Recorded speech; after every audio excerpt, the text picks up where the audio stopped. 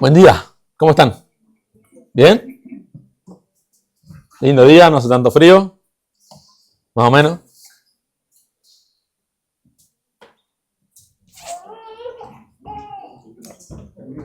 ¿Eh? Divino, lindo domingo. Qué bueno estar acá juntos. Quiero empezar con una pregunta que seguro todos nos hemos hecho alguna vez, ¿no? Hace poco en una reunión de varones surgió y después se fueron varios temas y yo creo que nunca la dejamos para tratar y desarrollarla. Y siempre es un tema que en la Biblia está muy tratado y que es bueno poder tratarlo hoy en profundidad. ¿Nunca se han hecho esa pregunta? Si la salvación es por gracia, ¿por qué no pecar? ¿No? ¿Soy el único que me hizo esa pregunta? No. Yo creo que además, incluso con el tiempo y los años de cristiano, igual el enemigo siempre es muy astuto en ponerla en nuestra cabeza y decir, ¿total? ¿Dios te perdona? ¿No? Dígame que sí, algo, denme una señal de aprobación. ¿No? ¿Nunca les pasó? Es así. Si la salvación no se pierde, es por gracia. No tenemos que hacer nada. ¿Por qué no vivir entonces? Y para muchos quizás es tentadora esta propuesta, ¿no? Es como, ¿sí? Vivamos como querramos, total, Dios nos perdona. No hay una incongruencia ahí, no hay una falta, no hay algo que nos cierra. ¿Saben? Esta pregunta se la hace a Romanos, se la hace Pablo en Romanos, a los romanos. Pablo, en el libro de Romanos, trata los temas fundamentales del Evangelio, ¿sí? Empieza hablando de la condenación, de la culpa del hombre. Dice Romanos, porque todos hemos pecado y estamos destituidos de la gloria de Dios, ¿sí? No hay justo ni aún uno, ¿sí? Y luego, en los siguientes capítulos, empieza a hablar de la justificación. La justificación por fe, por gracia, ¿sí? Creyendo en Cristo, por medio de la fe, que es un don de Dios, y recibiendo ese regalo de la fe y de la gracia, podemos ser salvos. Es por su gracia, no es por nuestras obras, para que nadie se gloríe. ¿Sí? Es todo, 100% don de Dios, regalo de Dios, dádiva de Dios. Y viene hablando en el capítulo 5, Pablo, de que así como abunda el pecado en nosotros, ¿qué sobreabunda? La gracia, sobreabunda. Y es hermoso leer eso. Entonces, viene tratando este tema de la gracia y de cómo la gracia en nosotros trabaja en nosotros. Y en el capítulo 6 se hace una pregunta retórica, cuestionando justamente esto que muchos pueden responder ante esta realidad. ¿Sí? Si todo es por gracia, entonces, ¿por qué no hacemos lo que queremos? Capítulo 6 de Romanos, versículo 1. ¿Qué pues diremos? Entonces, ¿no? ¿Qué pues diremos? ¿Perseveraremos en el pecado para que la gracia abunde? Total, hasta le podemos dar una vuelta espiritual, ¿no? Queremos ver la gracia de Dios manifestada en nuestras vidas. Entonces, pequemos más para que la gracia sea más manifestada en nosotros. ¿Qué responde Pablo? En ninguna manera. Porque los que hemos muerto al pecado, ¿cómo viviremos aún en él? ¿O no sabéis que todos los que hemos sido bautizados en Cristo Jesús, hemos sido bautizados en su muerte? Porque somos sepultados juntamente con él para muerte por el bautismo, a fin de que como Cristo resucitó de los muertos por la gloria del Padre, así también nosotros andemos en vida nueva. Porque si fuimos plantados juntamente con él en la semejanza de su muerte, así también lo seremos en la de su resurrección. Sabiendo esto, que nuestro viejo hombre fue crucificado juntamente con él, para que el cuerpo del pecado sea destruido, a fin de que no sirvamos más al pecado. Porque el que ha muerto ha sido justificado del pecado. Y si morimos con Cristo, creemos que también viviremos con Él, sabiendo que Cristo, habiendo resucitado de los muertos, ya no muere, la muerte no se enseñorea más de Él.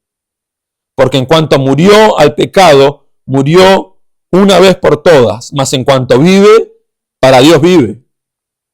Así también vosotros, consideraos muertos al pecado, pero vivos para Dios, en Cristo Jesús, Señor nuestro. No reine, pues, el pecado en vuestro cuerpo mortal, de modo que lo obedezcáis en sus concupiscencias, en sus deseos.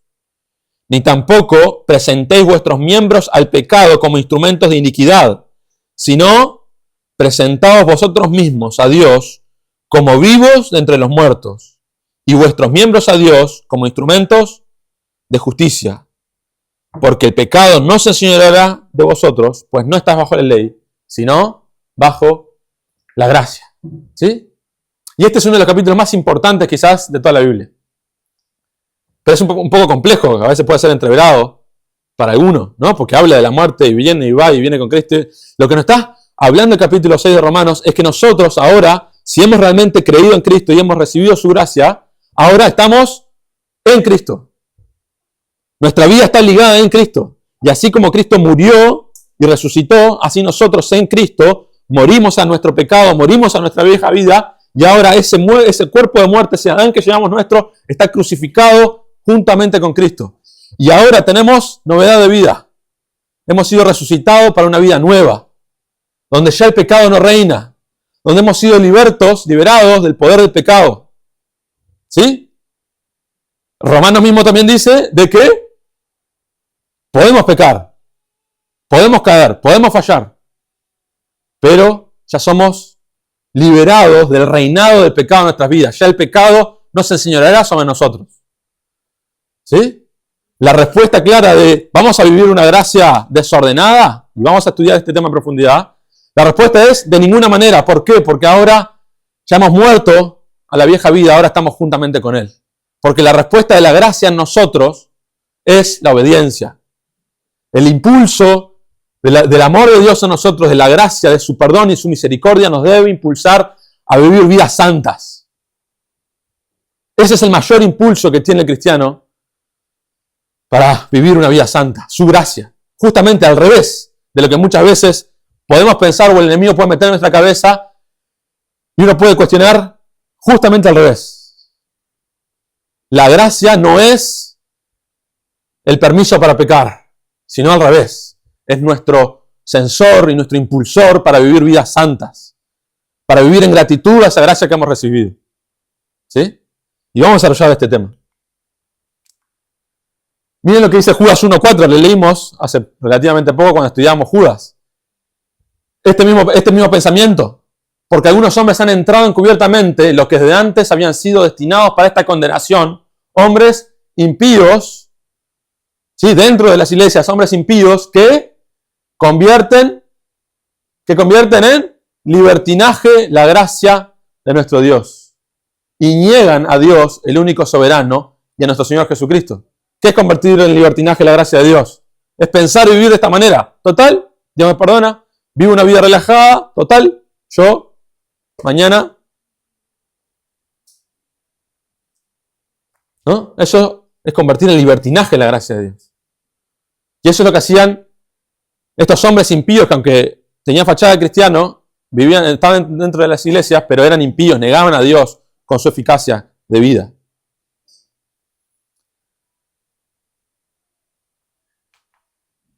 Pero Tito 2, Pablo, en Tito, miren lo que dice. Porque la gracia se ha manifestado para salvación a todos los hombres, y la gracia nos enseña, enseñándonos que, renunciando a la impiedad y a los deseos mundanos, vivamos en este siglo sobria, justa y piadosamente. ¿Sí? La gracia de Dios nos salva, pero nos enseña a vivir una vida santa, una vida como Dios quiere. Esa es la gran diferencia. Esa es la gran diferencia. No lo puse acá, Pero ¿se acuerdan de un pasaje muy conocido, Romanos 12:1? ¿Alguno que se acuerde más o menos? Presentad. ¿Pero cómo empieza? Presentad vuestros cuerpos como sacrificio vivo y agradable a Dios. ¿Sí? Los ruego por las misericordias de Dios. Y yo realmente antes de estudiar este tema no lo había entendido por completo este pasaje.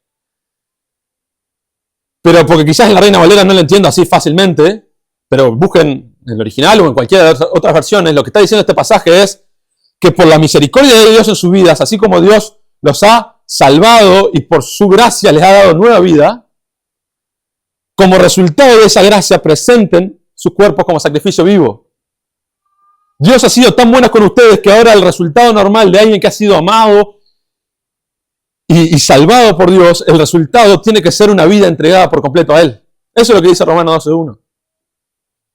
Ya que Dios fue tan misericordioso con ustedes, ahora ustedes presenten sus cuerpos en sacrificio vivo, santo y agradable a Él. Ese es el resultado de la gracia, de la verdadera gracia. Si no, lo otro es gracia trucha. Si no, el que piensa de esa manera, como los de Judas, no ha entendido realmente el mensaje del Evangelio, no ha entendido realmente lo que es la gracia. No ha recibido, no ha experimentado realmente la gracia. Porque es imposible que alguien que experimente la gracia, realmente, su resultado no sea el de gratitud y sacrificio y servicio ante aquel que amó, que lo amó. La gracia de Dios nos impulsa a obedecer. ¿Pero qué es la gracia? No, porque a veces tenemos mezclados estos términos, ¿no? Es un regalo, es un regalo. Tengo un par de ejemplos acá, no sé cuál de todos decir, pero hay varios que uno puede ejemplificar y que está bueno poder verlo. Imagínense que el hermano allá del fondo, que estaba acá y se fue al fondo, se compró un Mercedes-Benz, último modelo. ¿Sí? ¿Se imaginan? Y Adib, el hijo, tiene un amigo que es huérfano y que es realmente muy, muy pobre. ¿Sí? ¿Se imaginan en ese caso? Adib. Y este amigo convence a Adib que quiere manejar el Mercedes-Benz último modelo. ¿Sí? Porque nunca, la única oportunidad que iba a tener de manejar semejante auto y quería realmente poder disfrutarlo. Imagínense. Y el amigo sale ahí por la costanera, prende los motores y le da con el Mercedes-Benz y va. Y queda así. ¡Ah! ¡Qué dolor!, ¿no? Pero a ellos no les pasa nada. Pero el auto queda destrozado. Imagínense que ahora este pobre chico venga, llegue a la presencia amorosa del hermano y que el hermano lo perdone. Diga, no pasa nada, olvídate, ya está. Fue tu culpa, el hombre lo chocó él por no sabía manejar, estaba tomado, pónganle todas las culpas que quieran al gurí. Imagínense que el hermano lo perdone. Eso es la gracia. ¿Sí? Eso es la misericordia de Dios para nosotros, que Dios nos perdona. Pero ¿saben lo más asombroso de eso? Porque a veces nos quedamos con esa historia. Y muchas veces vivimos vidas cristianas que no experimentan tanto el amor de Dios porque nos quedamos hasta ahí en la historia. ¿Saben lo que, si tendríamos que ejemplificar con este ejemplo trucho, lo que es Dios, la gracia de Dios a nosotros? Es que Dios no solo nos perdona y le dice, no, ya está, no pasa nada, sino que adopta a este gurí y lo convierte en su hijo. Y le da toda su herencia. Y lo trata como igual que lo trata a Dios. Y imagínense, ¿entienden la diferencia? Es como que yo tengo una deuda con Hanen irrecuperable, gigantesca, Y si solo con que ella me perdone esa deuda y me diga, mira, ya está, olvídate, me debes $300.000, pero ya no tenés que pagar ni un peso. ¿Saben lo que es ese alivio, no? Pero no solo eso, sino que me dice, te voy a dar toda mi plata. Y deposita toda su plata en mi cuenta.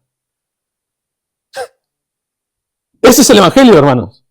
Ese es el Evangelio, porque el Señor no solo nos perdonó, sino que nos hizo sus hijos. Y ahora dice que somos herederos en Cristo, herederos en Él y coherederos en Cristo.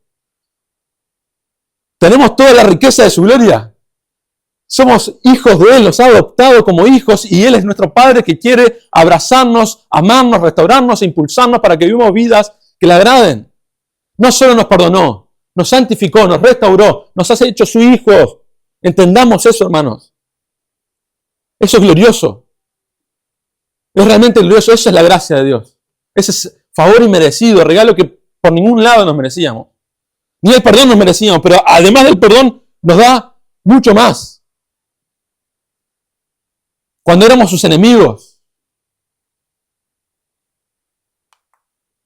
Mirad cuál amor nos ha dado el Padre para que seamos llamados hijos de Dios. Mirad cuál amor nos ha dado el Padre que nos hizo hijos de Dios. Miren semejante amor. Y termina este pasaje diciendo, y todo aquel que tiene esta esperanza en Él, se purifica a sí mismo.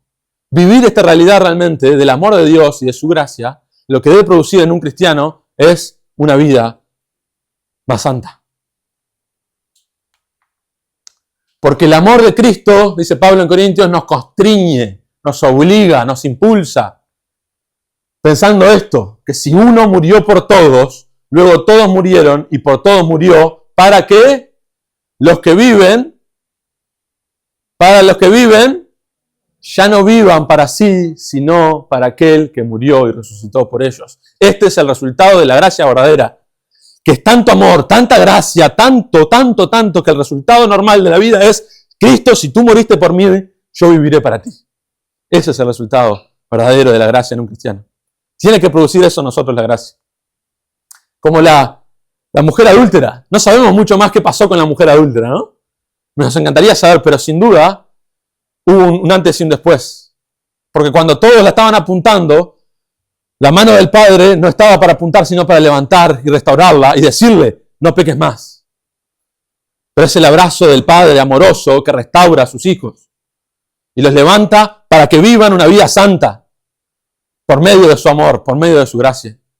Imagínense la mujer esa, cuando tenía todo para perder, cuando tenía todo para morir ahí mismo. Y aparece la gracia inmerecida de Dios en ese momento y la levanta y la restaura para que viva una vida de santidad por medio de su gracia y por su amor. Y el resultado seguramente de esa mujer que cuando todos la criticaban estaba Jesús ahí levantándola, el resultado seguramente fue de una mujer de obediencia.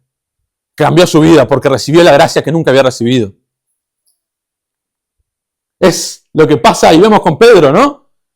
Pedro, vemos la historia de Pedro y Pedro queriendo hacer todo bien y diciendo que iba a hacer todo bien, pero es el primero en negarlo. Y lo niega. Y vemos a Jesús, después de resucitar, que le prepara el desayuno. Y lo espera y habla con él y trata con él. Y trata con su impulsividad y le dice, Pedro, ¿me amas? Y ya hay un Pedro cambiado y transformado por la gracia de Dios. Es la gracia de Dios que restaura a sus hijos, que los levanta para que vivan vidas realmente que valgan la pena vivir. ¿Y lo vemos en Pedro o no lo vemos en Pedro? ¿Qué es el motor que llevó a Pedro a ser lo que fue? La gracia de Cristo en él. El abrazo del Padre. Y vemos un montón de ejemplos en la Biblia. ¿Se acuerdan de Gadareno? ¿Quién era Gadareno? Un endemoniado. ¿Y qué le pasó a este hombre? Estaba endemoniado, ¿pero qué pasó? ¿Cómo? Tuvo encuentro con Jesús, fue liberado de sus demonios, vivía en los sepulcros y Dios los rescató de esa oscuridad y de esa vida desastrosa. ¿Y cómo termina ese pasaje? Jesús le dice, vuélvete a tu casa y cuenta cuán grandes cosas ha hecho Dios contigo. Y él dice, y él se fue publicando por toda la ciudad cuán grandes cosas había hecho Jesús con él. Eso lo vemos 200 millones de veces en los evangelios. ¿No? Ver cuando Jesús trabaja con una persona y cuando estaba en lo peor y ve su gracia, y esa persona es impactada por la gracia de Dios, el resultado, la mayoría de veces, es una vida de obediencia. Una vida de seguirlo y testificarlo y obedecerlo. La mujer samaritana, ¿se acuerdan de esta mujer? También en sus problemas, como samaritana que era, Jesús se le acerca a ella. En una época donde un judío no se podía ni acercar a un samaritano. Y Jesús rompe todos los paradigmas sociales, rompe todas las estructuras. Él acerca a esta mujer desechada y habla con ella, una mujer, y conoce todo su corazón, y sabe toda su historia, y conoce todos sus pecados, y sabe todo su historial de amores y desamores, y de tristezas, y de hundición del alma.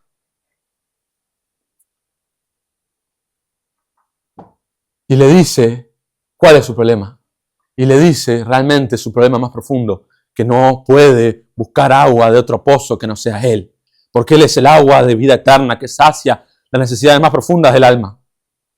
Y cuando realmente ella se encuentra con el agua que da vida, ¿cuál es el resultado de esa gracia? Entonces la mujer dejó su cántaro y fue a la ciudad y dijo a los hombres, venid, ved un hombre que me ha dicho todo cuanto he hecho. Y dice, después sigue el pasaje más adelante, que muchos se convirtieron y muchos creyeron en Cristo en esa hora por el testimonio de esta mujer que recibió la gracia, y por medio de la gracia y por el efecto y el impulso de la gracia en su vida, le obedeció y compartió a todos del amor de Cristo. Naamán, el rey de Siria, para ver un ejemplo del Antiguo Testamento, porque realmente hay muchos que podemos ver. ¿Se acuerdan de Naamán? ¿Qué tenía Naamán? ¿Qué problema tenía? Era leproso. ¿Y qué pasó con él? ¿Quedó con su lepra? Dale, digan, hablen bajito así, quiero que participen. Eliseo le dice que se bañe 7 veces en el Jordán y que luego de que se bañara será limpio. ¿Y qué pasó con él? Fue limpio, recibió la gracia. En su condición de leproso, que era una condición espantosa en esa época que no nos podemos ni imaginar, Dios le da de su gracia y lo sana. ¿Y cuál es el resultado de la gracia en este hombre?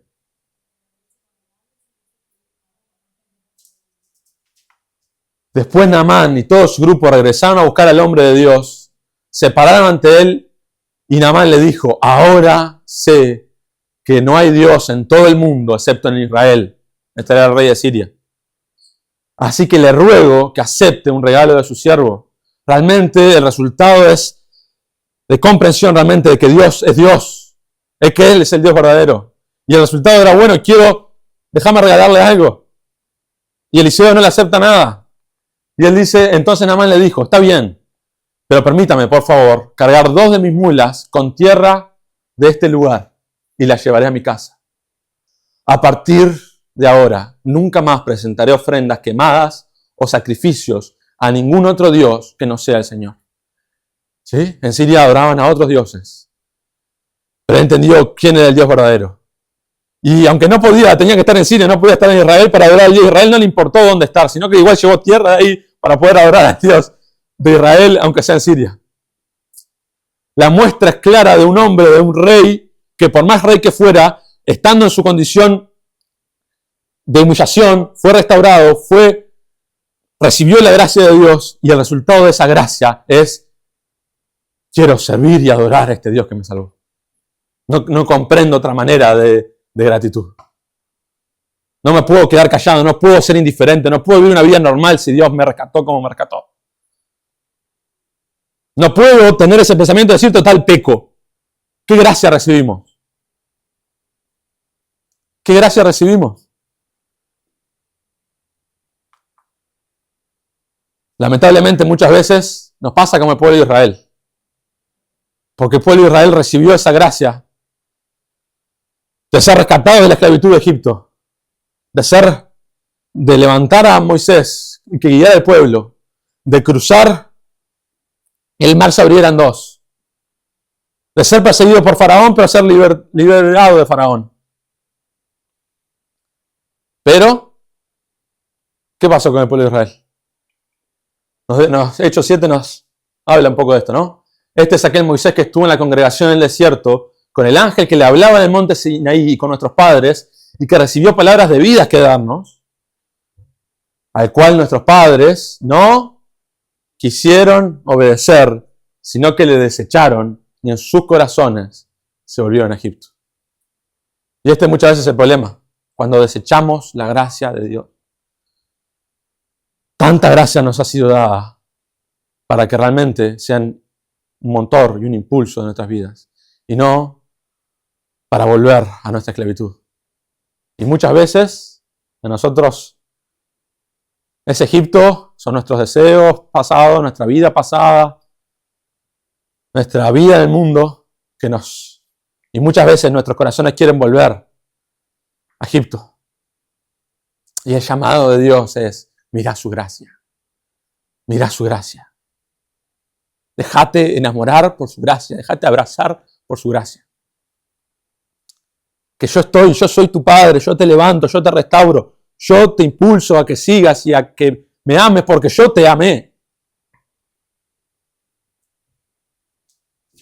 Deja de mirar Egipto, no te estás olvidando que eras un esclavo ahí y que tu vida era una vida de pecado, miserable, destruida, hundida, aunque a veces te parece que es linda, es destrucción y muerte.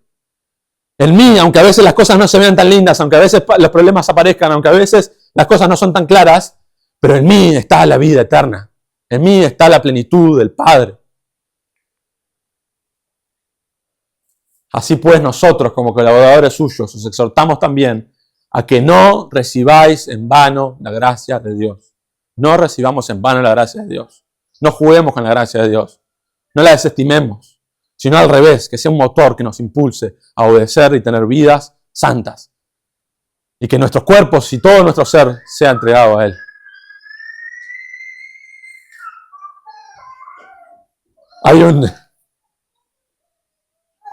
John Owen fue un pastor puritano, de esos grandes hombres de Dios de la historia. Y él dice una frase que es muy buena. Que hasta me cuesta, pero es muy buena. Dice: el mayor dolor que le puede causar al corazón de Dios es... Charan, charan.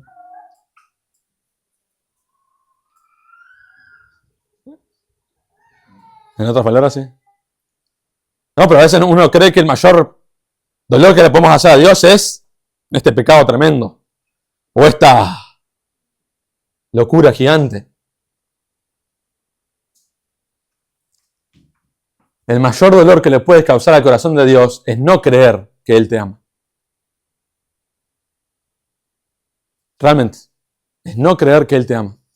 Y si se ponen a pensar y a meditar en esto, en el fondo de todo, del origen del pecado, está esta realidad. Cuando realmente entendemos que Dios nos ama y en Él está toda la verdad y todo su amor y tiene todo para nosotros, ¿por qué ir a buscar otra cosa fuera de Él? No hay bien fuera de Dios, no lo hay. Cuando realmente entendemos que Él nos ama y que como nos ama, imagínense, sobre todo los que son padres, el amor que tienen por sus hijos y el cuidado que tienen por sus hijos y todo como quieren que les vaya bien, pero aún así son pecadores y cometen errores, pero imagínense Dios con todo ese amor multiplicado a la potencia, queriendo lo mejor para sus hijos, dándolo todo y creándolo todo. ¿Cómo podemos pensar que hay algo fuera de ese amor que nos pueda hacer bien? No, es esa mentira, la misma mentira del Edén, de que algo por fuera de Dios nos puede hacer bien, algo por fuera de su amor nos puede hacer bien. Y cuando Dios nos dijo, ese árbol no es para comerlo, es ¿por qué lo hace? Por amor, para cuidarnos, para protegernos, para amarnos. Por eso lo que Dios más quiere es que entendamos su amor y su gracia para nosotros. Porque eso es verdadero motor de la justicia y de la obediencia.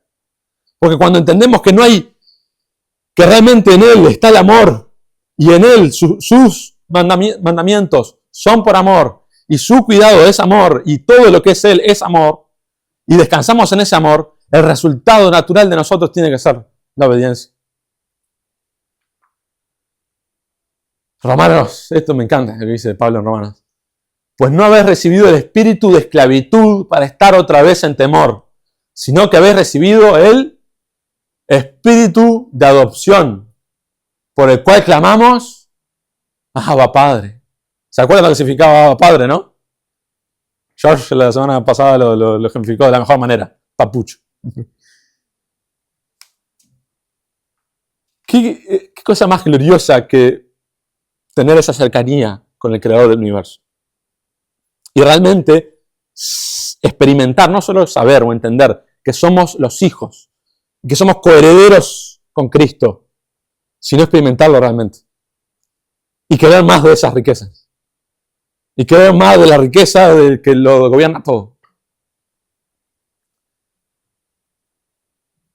¿Sí? Y hay dos peligros para la gracia. Porque un peligro, como lo veíamos, es el libertinaje. ¿Sí? Que total, vivo como quiero, no me importa nada, la gracia total Dios me perdona.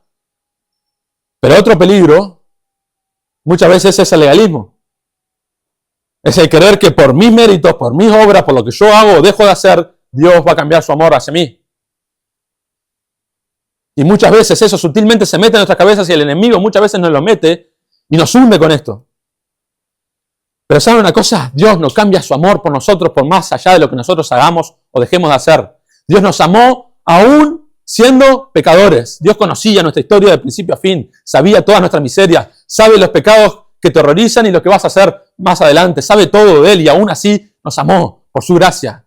Él lo conoce todo. Él lo que quiere es que nosotros vengamos a Él y disfrutemos de su amor. Su amor no va a cambiar. Lo que cambiamos somos nosotros. Cambiamos somos nosotros que cuando pecamos dejamos de recibir y de disfrutar este amor. Su amor no cambia. El problema del pecado no cambia en Dios, cambia en nosotros. Que le rechazamos, que le dejamos de disfrutar. Y qué lamentable vivir como cristianos teniendo esa mirada de esclavitud, ese espíritu de que, a ver, si hago esto Dios me va a pegar con la vara y tácate. ¿No? Estar a ver qué error cometo y a ver cómo Dios me va a castigar. Su carga es ligera. Poder venir a Él y decir realmente Él es nuestro Padre. Hemos sido hechos hijos de Dios, espíritu de adopción, de decir realmente en Él está toda la gracia y todo el impulso para que continuemos y obedezcamos. Y esto es fantástico. Juan 15 también es otro de esos capítulos maravillosos de la Biblia. Miren lo que dice. Como el Padre me ha amado, así también yo os he amado. ¿Qué significa esto? ¿Sí? Que Dios nos ama con el mismo amor que se ama a sí mismo. En otras palabras. O sea que Dios Padre, el amor al Hijo es el mismo amor de Dios con nosotros. Dios nos ama en la mayor posibilidad de existencia del amor. No sé si soy claro con esto, pero medítenlo por favor y síganme pensando en esto. Como el Padre me ha amado, dice Jesús, así yo también os he amado. Jesús es Dios.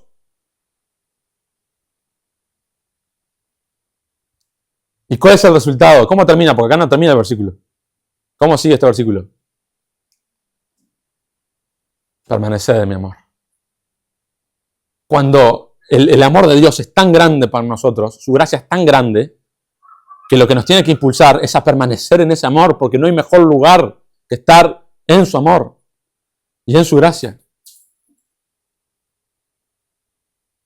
Pero como resultado de su amor, no lo puse acá, pero la Biblia nos dice de que nosotros le amamos a Él, ¿por qué? Porque Él nos amó primero.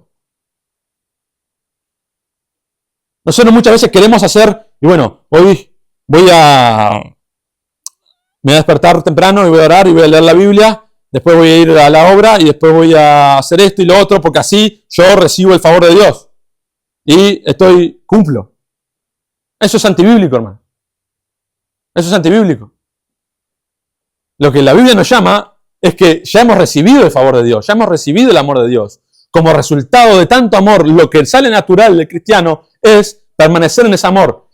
¿Y cómo sigue el pasaje? El siguiente versículo de Juan 15:10, dice, ¿cómo permanecemos en su amor? Guardando sus mandamientos. Pero como resultado de todo esto, tengo que orar, claro que quiero orar, leer la Biblia, ir a la obra, servir a mis hermanos y ser parte de la iglesia. ¿Pero cómo? ¿Porque con eso yo voy a recibir el favor de Dios? No, como resultado del favor de Dios que ya está en mi vida y es tan grande que yo no puedo responder de otra manera.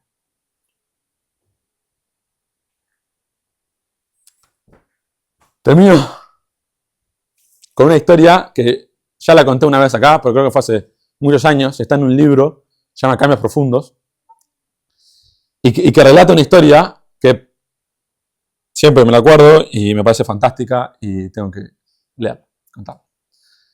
Muchos quizás no me acuerdo si se la acuerdan, si yo la leí alguna vez, me parece que sí. Pero bueno, también el público se renueva, así que seguro muchos no la escucharon tampoco. Miren lo que dice.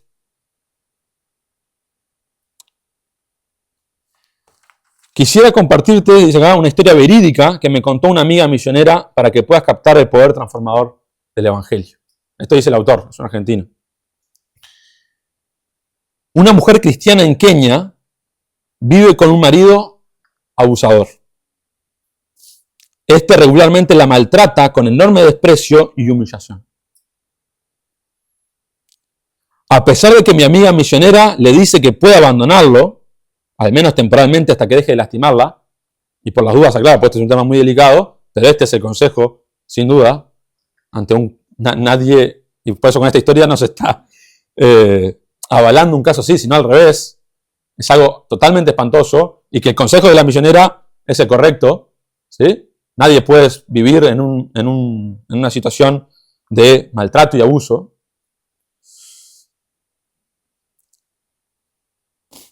A pesar de esto, que la misionera le dice que tiene que abandonarlo porque es el consejo correcto, ella decide quedarse con él y continuar sirviéndole y amándole a pesar de las continuas heridas y golpes. Una noche, su marido se emborracha como nunca antes. Esta vez decide llevar a su casa a varios de sus amigos. Y cuando llega, desnuda a su esposa enfrente de ellos y abusa de ella mientras estos beben y se ríen.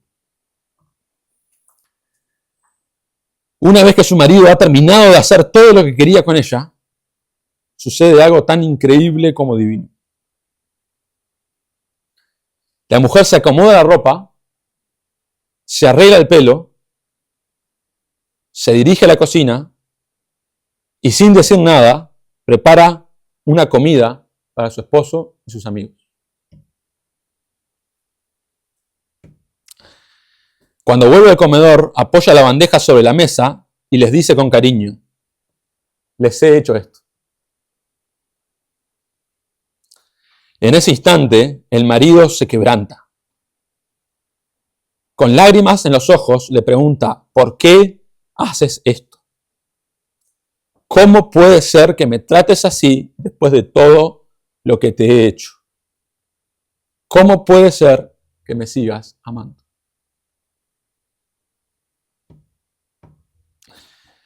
Con una voz angelical, su mujer le responde: si tengo que sufrir todo esto para que tú puedas ver cuánto Dios te ama, con gusto estaré dispuesto a soportar. En ese momento, su marido, quebrantado, cae de rodillas y acepta a Cristo. Al ver y experimentar el amor, la gracia y la incondicionalidad de su mujer, el marido cambió para siempre. Es eso, hermanos. Y es un caso atípico y rarísimo. Pero ese ejemplo nos muestra de que nosotros somos como ese marido abusador delante de Dios. Y Él es mucho más que esa mujer. es mucho más que esa mujer. Es mucho más que esa mujer. Su gracia es infinitamente incomparable. Aun cuando nosotros pecamos, aun cuando nosotros le damos la espalda, aun siendo cristianos, vivimos vidas muchas veces que le desagradan totalmente. Y muchas veces jugamos con su gracia. Aún así, Él tiene esa obsesión por venir a buscarnos, rescatarnos, perdonarnos, restaurarnos, levantarnos y decir, vamos, hijo, seguí adelante. Vamos, hija, seguí adelante. Yo te restauro para que me obedezca, para que vivas una vida realmente plena, que es la vida que tengo yo y que solo yo te puedo dar. Hay una canción de Marcos Vidal que sacó el año pasado, que me encantó, la estuve escuchando estos días, y quiero que la escuchen después. No, la pensaba poner ahora, pero no la voy a poner ahora. Voy a dejar la letra nomás. Pero escúchenla, después capaz que la mando al grupo, porque me encanta lo que dice. Y este es el mensaje del Evangelio, hermano. Estamos acostumbrados, estamos escuchando cada vez más un mensaje del Evangelio que nos habla de otra cosa. Miren lo que dice esta canción. Está hablando a Dios, ¿no? No es que seas una rosa en el camino, ¿no? Como a veces se nos planta. No es que sea ni una lámpara bonita de Aladino, que nosotros le pedimos y Él hace lo que quiere. No son todas las promesas que hoy están sobre mi mesa. No es la paz y la alegría, no es la luz que me ilumina. Dice, no es el hecho de saberme redimido. No es el cielo que me tienes prometido. No es el sol que me calienta. No es el pan que me alimenta. Como veíamos, ¿no? Cuando estudiábamos los discípulos, los diferentes tipos de discípulos. Había algunos que lo seguían solo porque, claro, es una lámpara de Aladino. Otros porque, bueno, recibieron el milagro del pan. Y muchos hoy siguen a Jesús por esa razón. Los verdaderos cristianos no tenemos otra razón. No tenemos otro motivo que hacerlo por cómo termina acá. No, en la próxima. Dice, yo nunca había tratado de buscarte. Y ahora lo único que quiero es encontrarte. Y no es tema de conciencia ni ninguna otra experiencia. No es por miedo, ni cuidado, ni a la fuerza, ni obligado. Porque muchas veces, si vemos nuestras vidas, no tienen nada de gracia, sino que hacemos las cosas por obligación o por fuerza, pero no hay nada de vida real en nosotros. Y examinémonos en esto. No es por todo eso. La verdadera experiencia de un cristiano, dice, la respuesta de un cristiano es tu forma de mirarme. Ese empeño por salvarme, que te lleva a dar la vida por amor. La manera de esperarme, la obsesión por perdonarme, que a pesar de mi bajeza y mi dolor, me dejas siempre en deuda con tu amor. Y nuestra deuda es muy grande con su amor. Y lo que tenemos que hacer, el resultado natural de aquel que está en deuda con el amor de Dios, ¿cuál es? Presentar vuestros cuerpos en sacrificio vivo, santo y agradable a Dios. Vivir para Él, porque Él murió por nosotros. Ese es el resultado. Pero no le amamos por lo que Él nos puede dar o por lo que hacemos, sino porque Él nos amó primero. Y su amor es tan grande que nos inunda, nos constriñe, nos obliga, nos impulsa a obedecerle. Bendita gracia, bendito amor. Abracémoslo y experimentémoslo. Porque ahí está realmente la fuerza de la victoria y de la obediencia. Ahí realmente, en su amor, en su gracia, en el abrazo del Padre, está el impulso para levantarnos, continuar y vivir vidas que le agradan. Amén. Señor, llénanos, Señor, de esta realidad. Haznos ver, experimentar, saborear, Señor, disfrutarlo realmente en nuestras vidas. Tu gracia, tu amor con nosotros. Señor, sabemos que eso es algo tuyo en nosotros, Señor. Queremos buscar más de tu gracia. Por eso, Señor, queremos guardar tus mandamientos y vivir vidas obedientes, de disciplina espiritual, de búsqueda de ti, porque sabemos que solo en ti está la fuerza y todo lo que necesitamos. Señor, gracias por tu gracia. Ayúdanos, Señor, a ver. Ayúdanos a ver. Abre mis ojos, oh Cristo, como cantamos a veces. Abre nuestros ojos, Señor, para comprender cada vez más tu gracia sobre nosotros, Señor. Tu gracia sobre nosotros. Haznos ver cada vez más nuestra miseria, nuestra injusticia, nuestra bajeza. Y haznos ver cada vez más, Señor, tu grandeza, tu misericordia, tu gracia y tu perdón. Para que, Señor, nos enamoremos cada vez más de ti, Señor. Y para que, aferrados a tu gracia, queramos vivir vidas llenas de tu amor. Porque sabemos, Señor, que es la mejor decisión, la mejor vida es vivir bajo tu cobijo, bajo tus mandamientos, Señor. Porque son por amor de Padre. Porque son por amor de Padre, Señor, que nos guías por el camino recto. Porque nos guías, Señor, por el camino que tú creaste. Para que realmente seamos plenos como tanto necesitamos, Señor. Ayúdame, Señor. Y ayuda a mis hermanos. Ayúdanos a todos, Señor, a crecer en esta realidad. Y a nunca olvidar y no permitir nunca que el enemigo nos inyecte esa mentira, Señor, de que no podemos venir a ti corriendo siempre. Señor, siempre tú estás a la puerta. Siempre tú estás como Padre de gracia, con los brazos abiertos, a la espera de tus hijos, Señor.